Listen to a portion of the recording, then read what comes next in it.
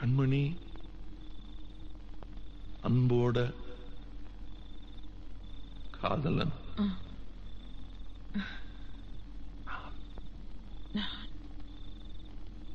நான் எழுதும்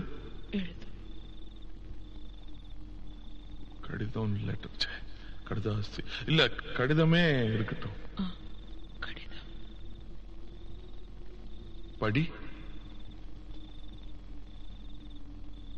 கண்மணி அன்போடு காதலன் நான் எழுதும் கடிதமே. பாட்டாவே படிச்சிட்டியா? அப்ப நானும் முதல்ல கண்மணி சொன்னல, இங்க பொன்மணி போட்டுக்க.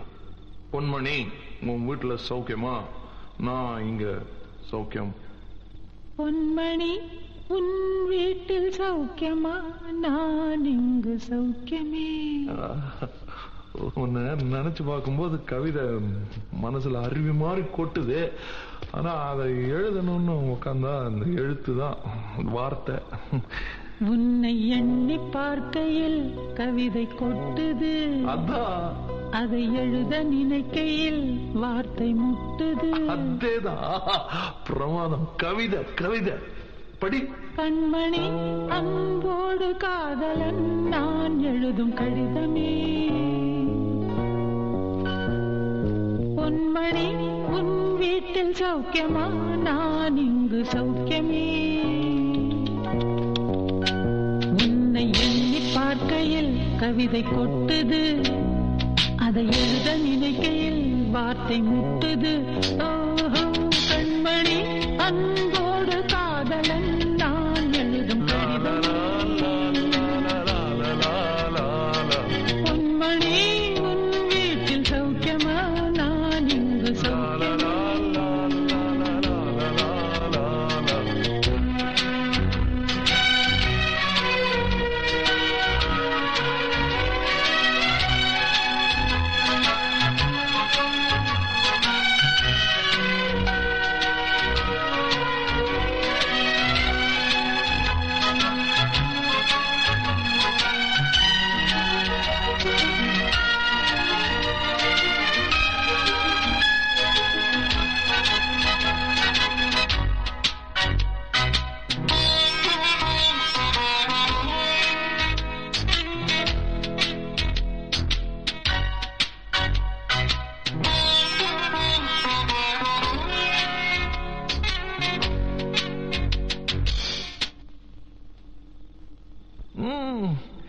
எனக்கு உண்டான காயம் அது தன்னால ஆறிடும்.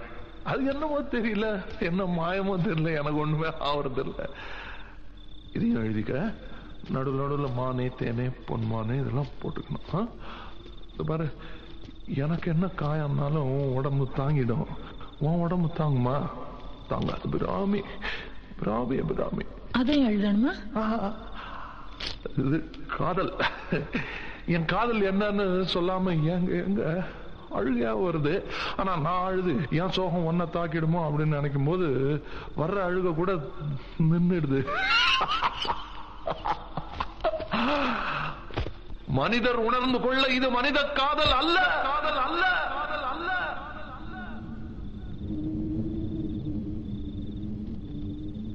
அதையும் தாண்டி புனிதமானது, புனிதமானது, புனிதமானது.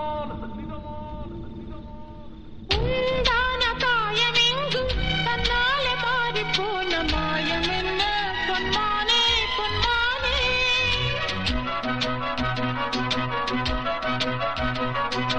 என்ன காயமான போதும் என் மேனி தாங்கிக் கொள்ளும் உந்தன் மேனி தாங்காது சென்றேனே. எந்தன் காதல் என்னவென்று சொல்லாமல் ஏங்க ஏங்க அழுகை வந்தது. சோகம் உன்னை தாக்கும் என்றெண்ணும் போது வந்த அழுகை நின்றது. மனிதர் உணர்ந்து கொள்ள இது மனித காதல் அல்ல, அதையும் தாண்டி புனிதமானது. அபிராமியே தாலாட்டும் சாமியே நான் தானே தெரியுமா? சிவகாமியே சிவனில் நீயும் பாதியே அதுவும் உனக்கு புரியுமா?